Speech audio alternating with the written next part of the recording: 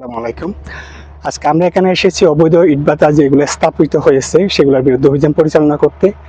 আমাদের কাছে খবর ছিল যে এখানে যেসব ইটভাটাগুলো আছে সবগুলো অবৈধ, এগুলোর কোনো লাইসেন্স নেই, না ডিসি অফিসিয়াল লাইসেন্স আছে, না পরিবেশ অধিদপ্তরের আছে।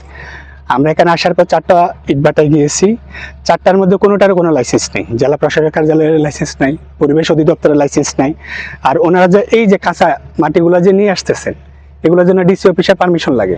ওনারা কি এটা কৃষি জমির টপসেল নষ্ট করছেন নাকি হচ্ছে পাহাড় পর্বত কেটে আনছেন, এটা নিশ্চিত করার জন্য ওনাদের এই লাইসেন্সও নাই। আরেকটা বড় সমস্যা হলো এটা হচ্ছে নিষিদ্ধ এলাকা। আইনের ভাষায় নিষিদ্ধ এলাকা বলতে বোঝায় যেটার মধ্যে 1 কিলোমিটার এলাকার মধ্যে বা 1 কিলোমিটারের মধ্যে যেখানে শিক্ষা প্রতিষ্ঠান, হাসপাতাল বা মানুষের ঘর বাড়ি বসত বাড়ি আছে। যেহেতু আশেপাশে ঘর বাড়ি বসত বাড়ি আছে, শিক্ষা প্রতিষ্ঠান আছে, সো এটা একটা নিষিদ্ধ এলাকা। সো ওনাদের অপরাধ মূলত 3টাই। জেলা প্রশাসকের কার্যালয়ের কোনো লাইসেন্স নাই, নিষিদ্ধ এলাকায় এটা স্থাপন করছেন, এবং 3 নম্বর বিষয়টা হচ্ছে ওনার যে কাঁচা মাটি যেগুলো কেটে আনছেন এগুলোর কোনো লাইসেন্স নেই, যেটা জেলা প্রশাসকের কার্যালয় থেকে নেওয়া হয়। ওভারঅল পরিবেশ অধিদপ্তরের কোনো ছাড়পত্র নেই। এজন্য আমরা এখানে এসেছি, আমরা আজকে একটা জরিমানা করেছি এবং আমাদের সাধ্যমতো আমরা চেষ্টা করেছি ওনাদের যতটুকু পারে ড্যামেজ করতে। আমরা কয়েকটা জায়গায় কিলোনটা নষ্ট করেছি, আর এখানে হচ্ছে বিদ্যুতের লাইন বিচ্ছিন্ন করেছি, সাথে এখানে যেগুলো কাঁচা ইট আছে এগুলো নষ্ট করেছি।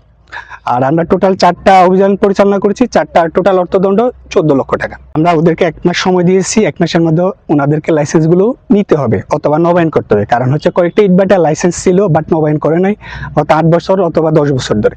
ওনারা যদি নবায়ন করতে পারে আমাদের কোনো সমস্যা নেই। আমরা চাই ওনারা ইটভাটা এখানে থাকুক, ওনারা হচ্ছে ব্যবসা বাণিজ্য করুক, কিন্তু সরকারি সব নিয়ম বিধি মেনে চলে।